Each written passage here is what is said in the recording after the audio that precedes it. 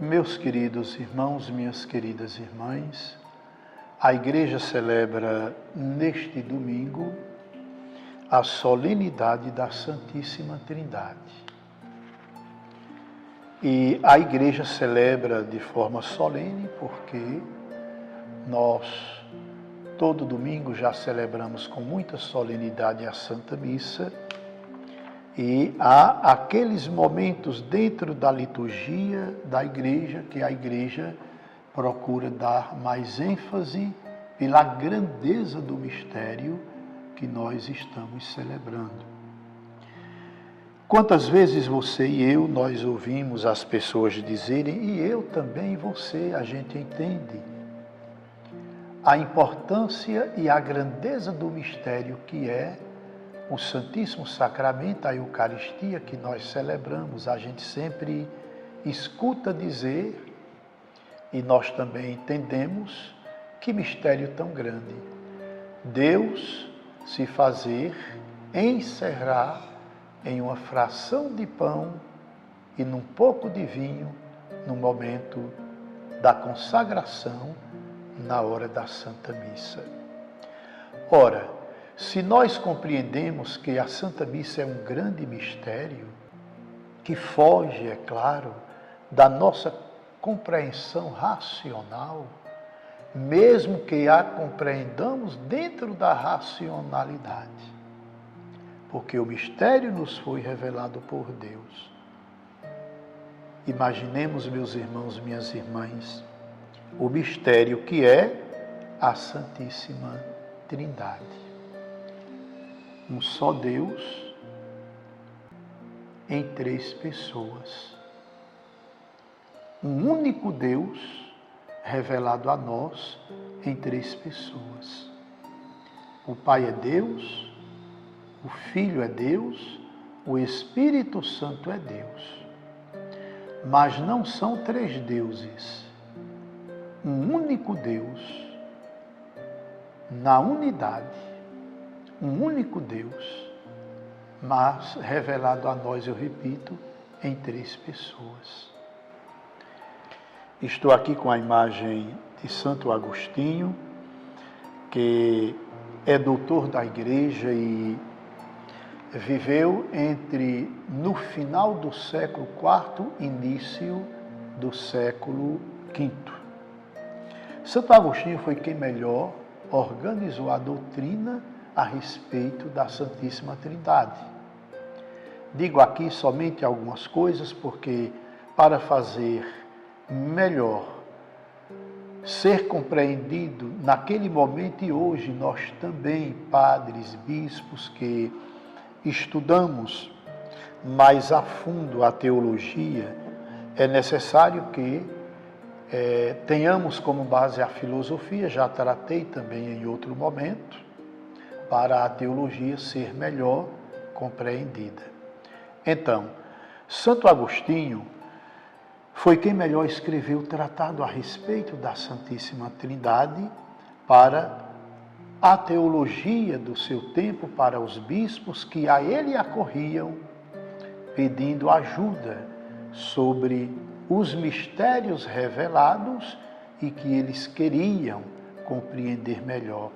O mistério da Trindade ou a doutrina da Trindade é o maior de tudo aquilo que Santo Agostinho melhor organizou para nós.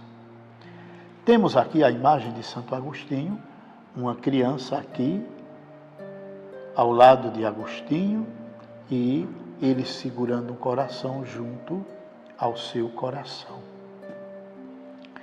Reza a história, a gente diz também a lenda, mas se encontra naqueles livros que Santo Agostinho também escreveu, que é Cidade de Deus. Lá está presente esta história. Este livro tem muito de filosofia, muito de teologia e muito de teologia também da história e filosofia da história do seu tempo. Mas reza a história ou lenda que Santo Agostinho, quando estava fazendo o tratado escrevendo sobre a Santíssima Trindade, e este livro ele passou 11 anos escrevendo, imagine, 11 anos. Um dia ele saiu para desaparecer um pouco, depois de muito tempo de reflexão dentro de sua cela, ele então sai à beira-mar e fica contemplando a beleza das ondas do mar que vão e vêm. E ele percebe que há uma criança que, ali na areia do mar, como tantas crianças hoje fazem também, fez um espaço para colocar água, e aquela criança, quando vinha uma onda, ela ia lá, pegava um pouquinho de água na onda, em uma concha que ela tinha em suas mãos, trazia para aquele pequeno espaço que ela tinha feito, cavado na areia, e colocava a água dentro daquele espaço que ela tinha preparado. Santo Agostinho olha, contempla, e aí aproxima-se da criança e pergunta a ela o que ela vai fazer, colocando a água dentro daquele espaço. A criança olha para Agostinho e diz: eu quero colocar a água do mar toda aqui dentro. Agostinho começa a rir e diz para aquela criança: minha santa, você não vai conseguir, meu santo, você não vai conseguir. E olha o que diz aquela criança: o Senhor vem refletindo sobre o mistério da Trindade. É mais fácil eu colocar a água do mar todinha dentro deste espaço que eu cavei aqui na areia. É muito mais fácil que o Senhor compreender o mistério que o Senhor vem meditando. E aquela criança desaparece. Claro, a história é muito bonita, mas a joia da história, a beleza da história é que aquele anjo, assim entendemos, disse para Agostinho que o mistério é tão grande que é muito mais fácil aquela criança colocar água ali dentro, daquele espaço tão pequeno, que ele compreendeu o mistério da Trindade. É o mistério realmente de Deus para nós. Nós nunca vamos compreender o mistério de Deus, meus irmãos e minhas irmãs. O evangelho deste domingo começa dizendo assim, está em São João, Evangelho de João, capítulo 3, versículo 16 ao 18. Deus amou tanto o mundo, que deu o seu Filho unigênito para que não morra todo o que nele crê, mas tenha a vida eterna. Aqui o Evangelho fala do amor de Deus. São João vai dizer em uma de suas cartas, o mesmo João que escreveu este Evangelho, vai dizer em uma de suas cartas que Deus é amor. Ora, Deus é amor? Deus é amor não é porque me ama, porque ama você, porque ama o mundo, o universo, a criação. Não. Deus é amor em Deus mesmo. Porque nós, homens e mulheres, alguns milhões de anos é que nós passamos a existir. O universo é criação de Deus. Tudo que existe, que nós vemos e tocamos e contemplamos, a beleza do universo, a beleza da criação, é obra de Deus, é criatura de Deus. Eu sou criatura de Deus. Você também. Deus criou tudo, está lá no livro do Gênesis. E depois Deus curou a criação com a criação do homem, da pessoa humana. E olha lá o que Deus diz quando vai criar o homem.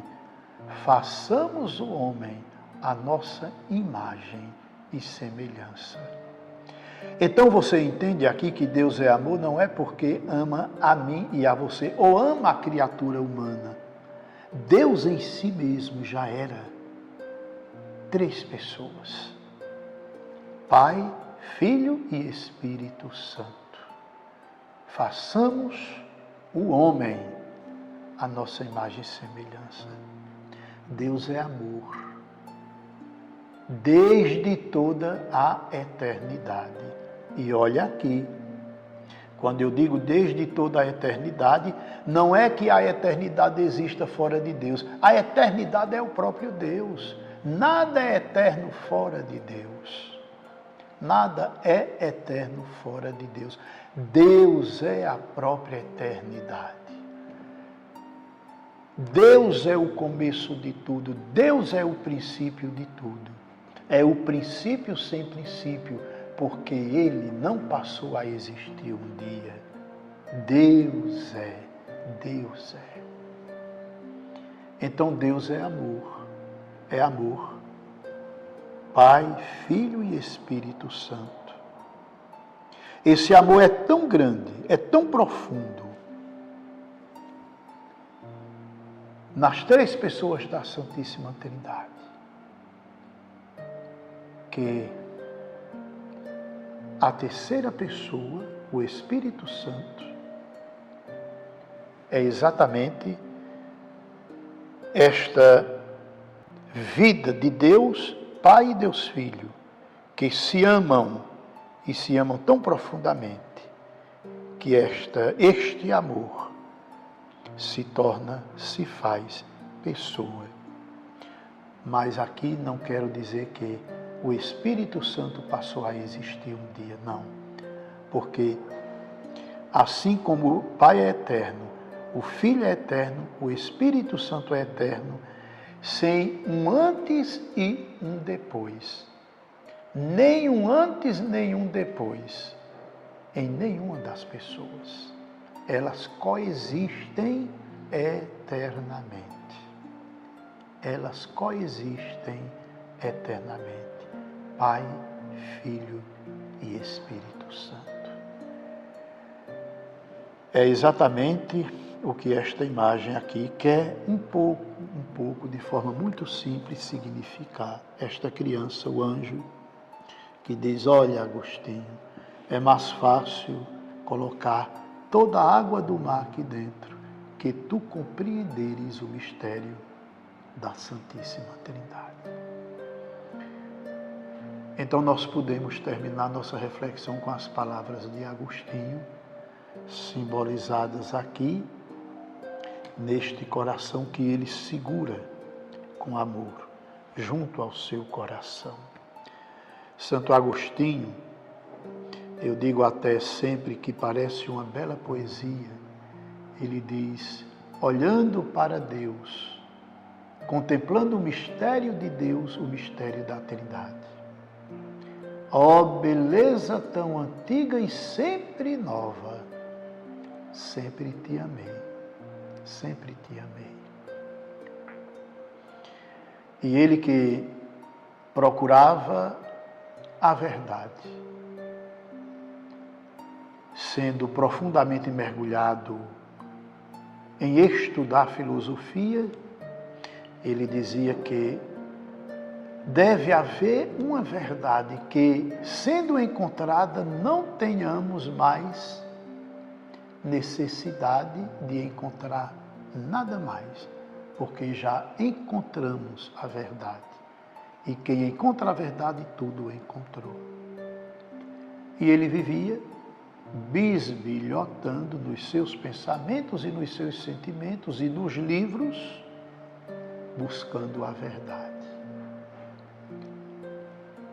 Mas um dia ele encontrou um bispo, Ambrósio, em Milão, já velho, cansado, e Agostinho muito afoito, como a gente diz em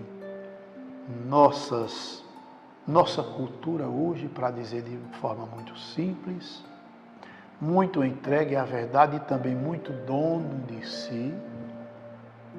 porque Agostinho era muito escutado. Quando se dizia que ele ia para o teatro falar, os intelectuais acorriam para ouvir Agostinho.